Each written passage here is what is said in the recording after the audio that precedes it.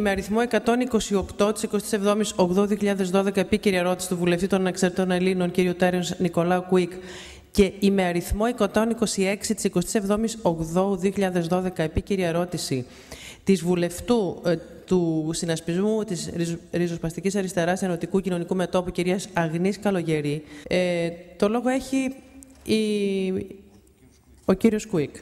Για 2 λεπτά να αναπτύξει την ερώτησή του. Ευχαριστώ. Θα ξεκινήσω με ένα ερώτημα προς τον κύριο Υπουργό. Κύριε Υπουργέ, συγγνώμη, στοιχείο πήγατε μετά τις φωτιές? Λέω στοιχείο πήγατε μετά τις φωτιές? Όχι. Αυτό λοιπόν είναι ένα αιτούμενο, κύριε Υπουργέ, διότι είμαι βέβαιος ότι αν είχατε πάει στο νησί της Χίου, σήμερα ίσως να μην χρειαζόταν να παρεμβαίνουμε για όλο αυτό το κακό το οποίο έχει συμβεί εκεί, γιατί θα είχατε προσωπική άποψη. Και σας συνιστώ όχι ότι επειδή είμαι δημοσιογράφος και τρέχω, σας συνιστώ επειδή είμαστε πολιτικοί ότι πρέπει να είμαστε εκεί όπου είναι το κακό και όχι να τα βλέπουμε σαν τηλεπαιγνιδάκια από το γραφείο μας. Όταν επισκέφθηκα τη Χίο για να δω τι ακριβώς συμβαίνει από τις επιπτώσεις της πυρκαγιάς, αντιμετώπισα 2 διαφορετικά πράγματα, πέρα από τον φάκελο που ανοίγουμε για κοινοβουλευτικό έλεγχο και το φάκελο που θα στείλουμε και στον εισαγγελέα με ερωτήματα για παραλήψεις. Παραλήψεις δυστυχώς τραγικές για το νησί, από το να αλλάζουν 4 επιχειρησιακοί συντονιστές μέσα σε 5 μέρες, από το να μην υπάρχει καμία συνεννόηση για καύσιμα των ελικοπτέρων κλπ. Αλλά μην τρώω το χρόνο μου, διότι το ερώτημά μου είναι διαφορετικό. Είναι ακριβώς αυτό που διατυπώνω στην έγγραφη ερώτησή μου. Πρώτον, εάν η κυβέρνηση προτίθεται και πρέπει να το κάνει, να κηρύξει πυρόπληκτη τη Χίο, διότι το επιχείρημα ότι δεν κάει και σπίτι, δηλαδή κτίριο, δηλαδή το επιχείρημα ότι οι πυροσβέστες, οι πιλότοι, οι εθελοντές κάναν καλά τη δουλειά τους, δεν μπορεί να ευσταθεί σε καμία περίπτωση σε μια σοβαρή χώρα που θέλουμε να είναι η Ελλάδα και όχι έτσι όπως τα έχετε καταντήσει εσείς οι μνημονιακοί. Και δεύτερον, μαστιχοπαραγωγή, που είναι το παραδοσιακό, το μοναδικό παγκόσμιο προϊόν που φύεται ειδικά στη Χίο. Εκείνοι λοιπόν οι οποίοι δεν το έχουν επάγγελμα, αλλά που το έχουν σαν την ρίζα του νησιού τους, την ρίζα της Ελλάδας, θα αποζημιωθούν, διότι διαβάζω εδώ στον κατάλογο που εκπονεί ο κύριος Αρίστου Ελγά, ο οποίος πήγε εκεί, γίνονται διαβαθμίσεις. Αν έχεις, λέει, εισόδημα μέχρι 12.000 θα πάρεις κανονικά την αποζημίωση. Όσοι έχουν από 12 μέχρι 45 δικαιούνται κρατική επιχορήγηση, αλλά δεν μας λέει πόσοι θα είναι αυτοί. Και από εκεί και πέρα τίποτα. Εγώ, ξέρετε, ρώτησα τον αντιπεριφερειάρχη της Χίου, ο οποίος ήταν και ο πρώην πρόεδρος των μαστιχοπαραγωγών και μου λέει ότι θα πρέπει οπωσδήποτε να ανέβει το πρώτο πλαφόν, θα ικανοποιηθεί το μεγαλύτερο κομμάτι των μη επαγγελματιών μαστιχοπαραγωγών και είναι οι άνθρωποι που θα έχουν κληρονομήσει ενδεχομένως από τους γονείς τους και που συνεχίζουν την παράδοση του να κρατάνε τη μαστίχα όρθια και ζωντανή.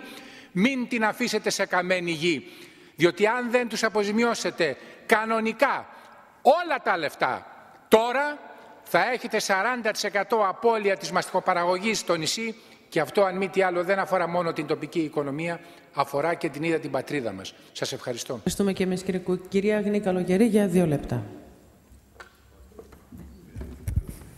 Καλημέρα σας. Κύριε Υπουργέ, είναι γνωστά τα αποτελέσματα, συνεχίζοντας αυτά που είπε και ο κύριος Κουίκ, θέλω να συμπληρώσω, να πω. Είναι γνωστά τα αποτελέσματα της καταστροφικής πυρκαγιάς που έπληξε το νησί της Χίου πριν από λίγες μέρες. Σύμφωνα με τις πρώτες εκτιμήσεις, κάηκαν γύρω στις 140 περίπου χιλιάδες στρέμματα δασικής και καλλιεργήσιμης γης. Το επίκαιρο της ερώτησής μας αφορά την επίγουσα ανάγκη, καταρχήν για μέτρα αντιπλημμυρικής προστασίας. Υπάρχει το προηγούμενο από τις πλημμύρες του 2010 στο νησί, αλλά μετά από τη φωτιά δεν υπάρχουν χρονικά περιθώρια. Ζητάμε λοιπόν και ρωτάμε, από σήμερα κιόλας, μέσα σε 1 μήνα να γίνουν μελέτες για τα αντιπλημμυρικά έργα και ταυτόχρονα να έχουν ολοκληρωθεί οι εργασίες πριν τις πρώτες βροχές. Αυτό σημαίνει ότι η Διεύθυνση Δασών πρέπει άμεσα να αναζητήσει υλοτόμους για να ξεκινήσει τις εργασίες κορμοδεσίας και συγκράτησης των πρανών. Δεύτερον, πρέπει άμεσα να κηρυχθούν αναδασωτές όλες οι εκτάσεις δασικού χαρακτήρα που έχουν χάσει τη μορφή τους και βρίσκονται εντός της περιφέρειας των καμένων.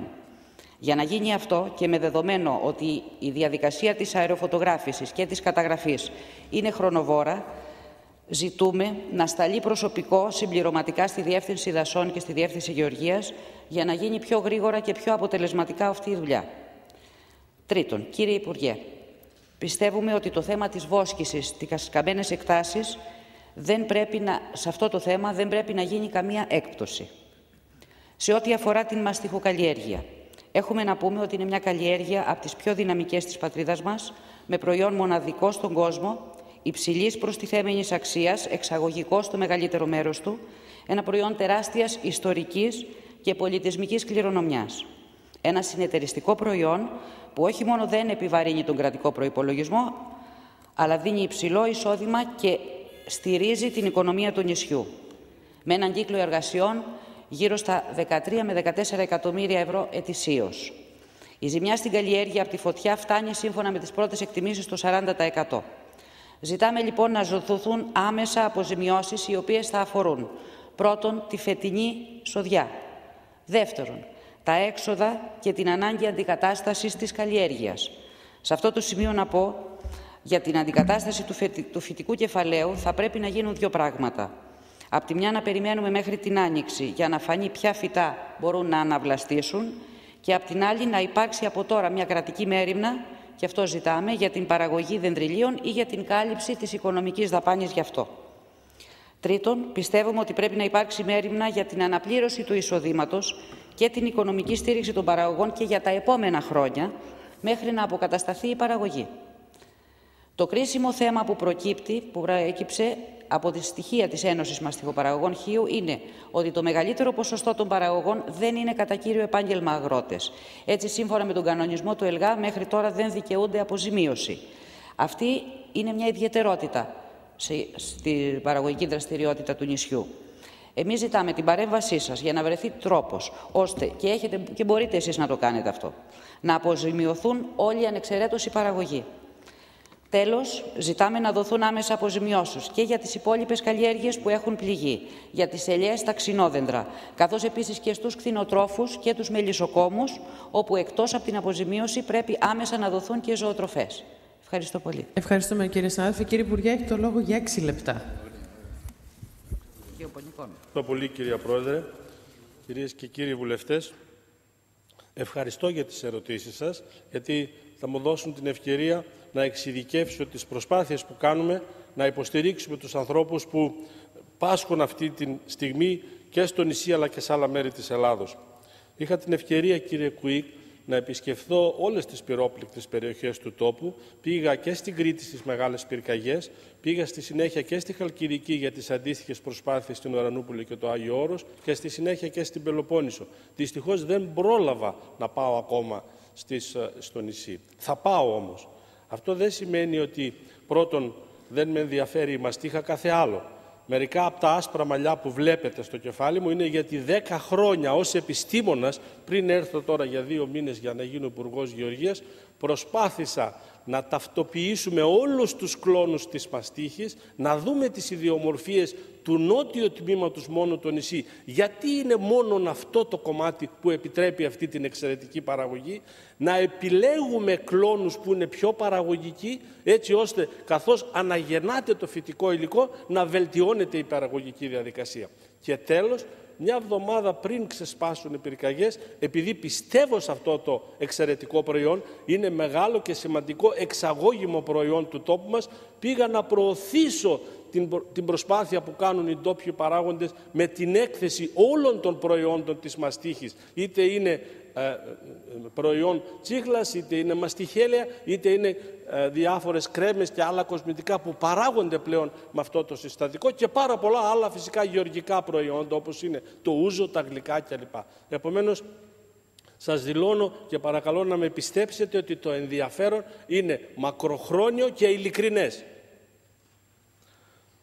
Θέλω να πω επίσης ότι η κυβέρνηση δεν ήταν απούσα από την προσπάθεια αυτή παρά την απουσία του ίδιου του Υπουργού. Ήταν εκεί και ο Υπουργός εμπορικής ναυτιλίας και νήσων από την πρώτη στιγμή, όπως επίσης και οι υπηρεσίες μας. Οι υπηρεσίες μας φτάσαν από τις πρώτες και ιδιαίτερα η ΟΕΛΓΑ, και μάλιστα τους ανθρώπους που πήγαν ειδικά για το ζωικό κεφάλαιο, που ήταν ουσιαστικά ένα μεγάλο κοπάδι, αλλά πάρα πολύ μεγάλη απώλεια σε μελισσοκομικό κεφάλαιο, δεν τους επέτρεπαν οι πυροσβέστες και οι υπεύθυνοι των πυρκαγιών να μπουν μέσα, γιατί δεν είχε ουσιαστικά σβήσει ακόμα η πυρκαγιά.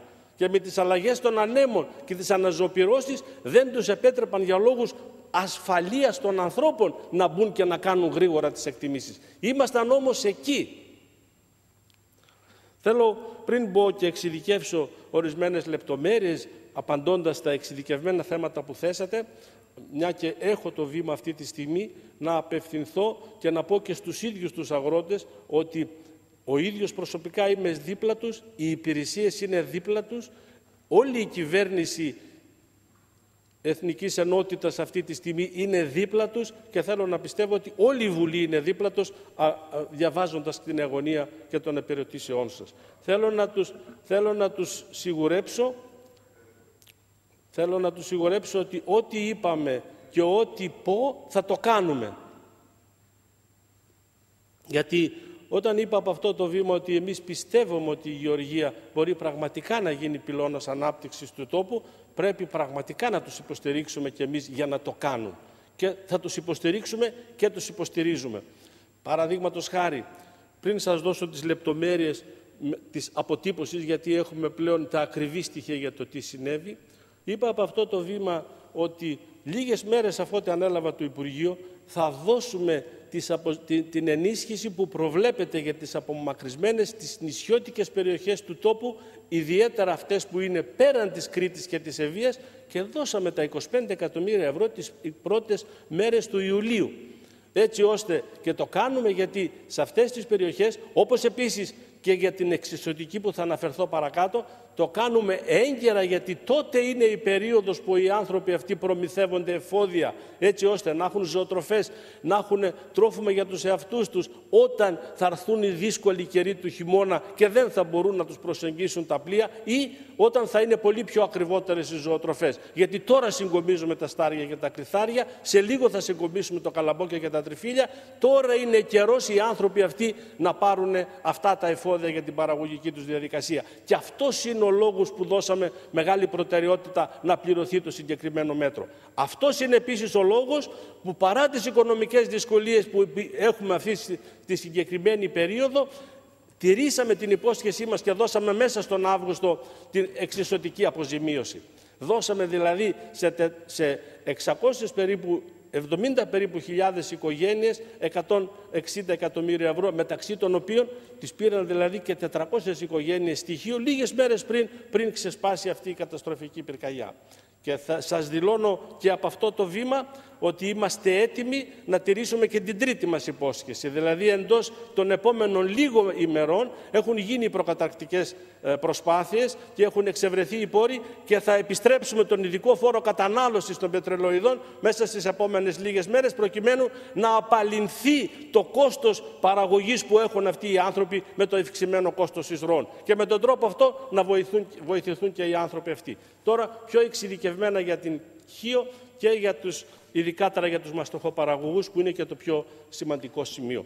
Θα σας πω λοιπόν ότι οι εκτιμήσεις των υπηρεσιών εις ό,τι αφορά τον μαστιχοφόρο Χίο είναι ότι κάηκαν περίπου 5% των παραγωγικών κομματιών, κάηκε περίπου το 20% από το σύνολο των σχήνων του νησιού.